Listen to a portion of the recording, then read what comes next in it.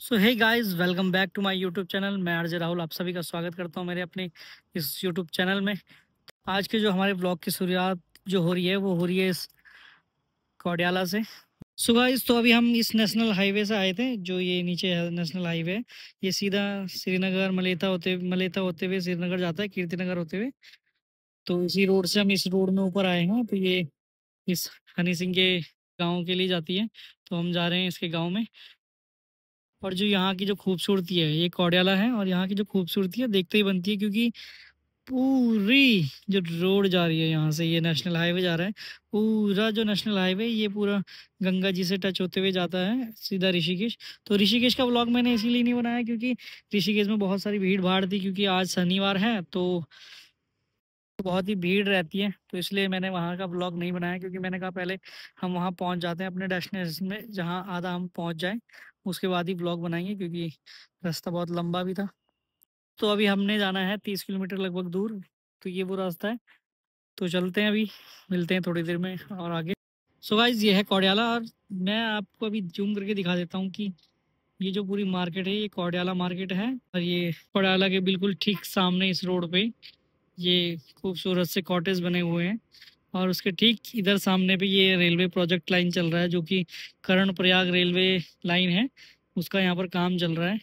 तो मशीनों की आवाज़ आप सुन सकते हैं। और यही जो रेल लाइन है यही आगे श्रीनगर वगैरह में, मलेथा में इसका एक और स्टेशन है। और इसके बाद कर्णप्रयाग तक इसकी पूरी लाइन ये जाती है, उसका काम चल रहा है। और नीचे इनके क्वार्टर बने हुए हैं तो अभी चलते हैं आगे, क्योंकि अभी हमारे को डेस्टिनेशन पे पहुंचने के लिए 20-30 किलोमीटर और चलना है। तो हनी सिंह के साथ राहुल बगियाल।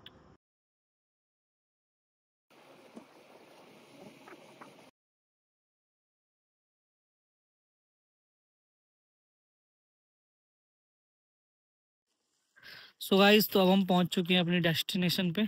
और ये हैं श्रीमान हनी सिंह। और बहुत ही तेज धूप खिल रखी है, मस्त मजा आ रहा है। धूप तो तेज खिली हुई है, लेकिन यहाँ पर थोड़ा छाया, जहाँ जहाँ पर थोड़ा सा छाया लग रही है वहाँ पर ठंडा हो रहा है। अब हम इस पगडंडी से ऊपर जा रहे हैं। सो गाइस, तो ऐसे ऐसे रास्ते हैं, यहाँ पर खाली पत्थर ही पत्थर है। रास्ते के नाम पर कुछ भी नहीं। लोगों ने यहाँ पे गेहूँ बो दिए हैं। रास्तों के नाम पर सिर्फ ये पत्थर ही पत्थर है, और कुछ भी नहीं। तो लगभग लगभग हम बहुत ऊपर आ चुके हैं, और ऊपर जाना है। जाने कितने ऊपर जाना है भाई, ऐसे गांव का रास्ता मैंने पहली बार ही देखा है। ऐसा लग रहा है किसी जंगलों में जा रहे हैं हम। तो लगता है मैं कहीं अमेजोन के जंगल में एक वो महाशय है, चले जा रहे हैं, बता भी नहीं रहा कहाँ जाना है। सो गाइस, फाइनली इतनी चढ़ाई के बाद हम यहाँ पहुँच चुके हैं। और मेनली ये था कि, तो हमने कहा था कहीं चलते हैं, लेकिन हनी भाई मुझे बताया कहीं और था, लेकिन ये लेके यहाँ आ गया। कहा कि चलो, तो उसने तब मुझे बताया कि ये हमारा घर है और यहाँ पे कोई रहता नहीं है, क्योंकि सारे मेनली सब लोग चले गए हैं बस। तो हम लोग यहाँ आ गए, और यहाँ पर बहुत अच्छा भी लग रहा है। यहाँ पर हर किसी घर में बकरियाँ आपको दिख जाएंगी, क्योंकि यहाँ पर गढ़वाल का पशुपालन बहुत ज़्यादा होता है। और गढ़वाल की जो आजीविका है वो पशुपालन पे ही है, और जैसे खेती बाड़ी इन सब में ही होती है। तो इसलिए यहाँ पर सभी लोग बकरियाँ और ये सब पशुपालन करते हैं। ये छोटा सा बकरी का बच्चा जूतों को घास समझ रहा है और खाने लग रहा है।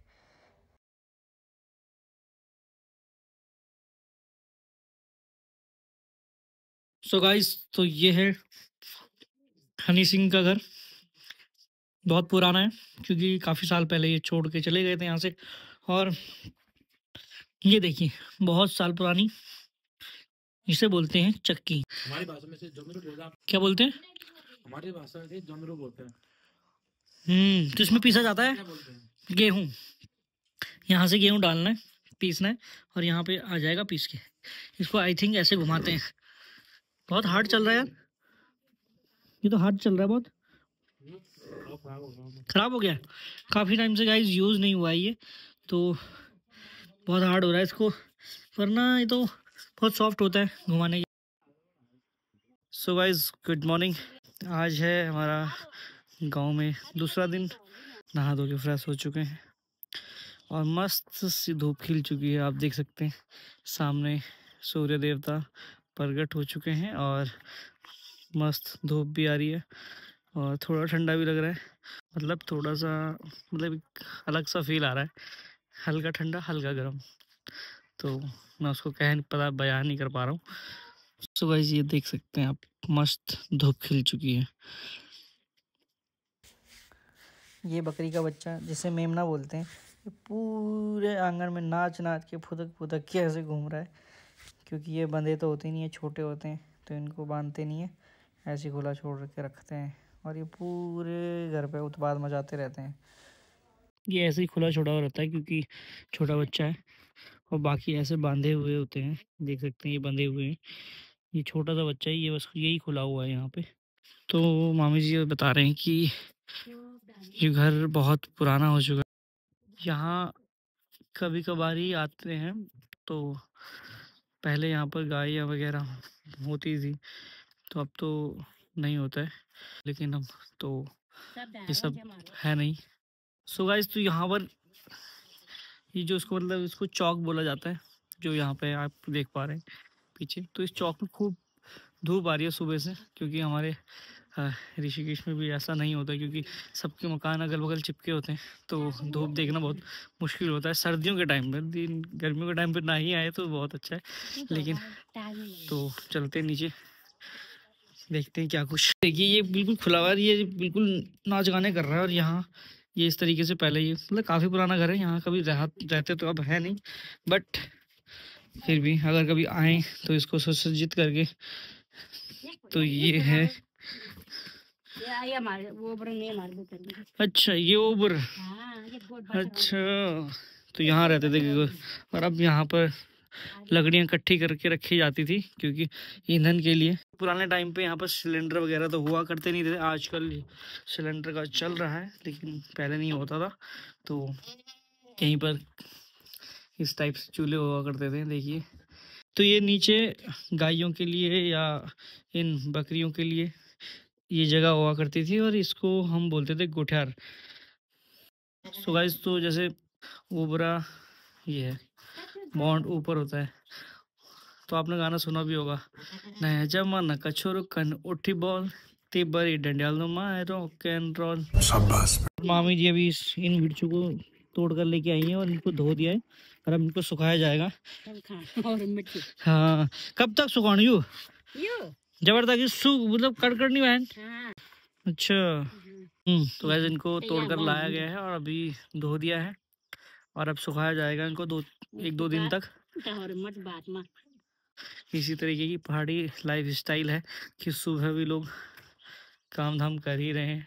तो इस तरह की अलमारियां होती थी छोटी छोटी, वहाँ पर भी है और यहाँ पर भी है और अंदर भी है। मतलब छोटी छोटी अलमारी हुआ करती हैं। पुराने मकानों में भी आज के मकानों जितना हर कुछ हुआ करता था, बस अंतर इतना है कि हम लोग इन सब चीज़ों को छोड़ के जा चुके। मामी जी ने मुझे भी एक चीज़ बताई है, मैं आपको बताऊंगा। तो वो ये चीज़ है, देख सकते हैं ये है करेला। और ये करेला काट के सुखा के, करेले को काट के और सुखा के रखा जाता है। और इसको जब जब भी मतलब आप सर्दी का टाइम अब होने वाला है, क्योंकि तो सर्दियों के टाइम पे कभी सब्जियां अगर नहीं होती हैं, जैसे बहुत ज़्यादा धुंध लग जाती है, नहीं खेतों में जाया जाता है, तो इसके लिए ये जो सूखे हुए ये देख रहे हो आप करेले हैं ना, ये सुखा रखे हैं। मैं आपको जो करेले हैं ये सुखा रखे हैं, देखिए आप, ये देखिए। तो इनको क्या क्या सुखा के अब इनको क्या, जब भी अभी कभी सब्जी बनानी होगी या कोई मेहमान आ गया होगा तो इनको फिर भिगाना है। और भिगाना है तो मतलब समथिंग 1 घंटे तक भिगा करके तो फिर सब्जी बनाई जाती है। और सब्जी का टेस्ट है वो वही आता है जो मतलब फ्रेश सब्जी में आता है, क्योंकि मतलब एक तरीके से जैसे अचार बनाया जाता है, अचार को सुखा करके ये सब करके, तो वही चीज़ें इनमें होती हैं।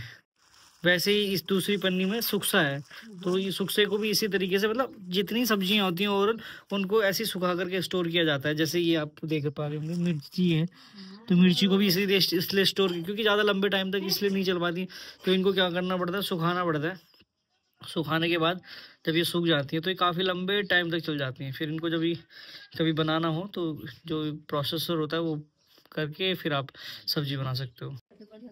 और देख सकते हैं अब यहाँ पर पूरी मिर्चें जो है वो सुखाने के लिए रखी हुई हैं। तो ये जितना प्रोसेसर होता है ये सब स्टोर करने के लिए होता है, क्योंकि गांव में सब चीज़ें स्टोर की जाती हैं। जैसे ये भी है, मेथी है, ये पालक है। जैसे हम लोग तो अगर कभी बोना हो तो शहर या मार्केट से कहीं लेकिन गांव में क्या होता है, ये इस तरीके से स्टोर किए होते हैं, तो इनको लाने की कोई ज़रूरत नहीं होती है। और अगर कम पड़ भी जाए तो किसी दूसरे मोहल्ले से ले भी लिया जाता है, तो उधारी टाइप भी चल जाता है।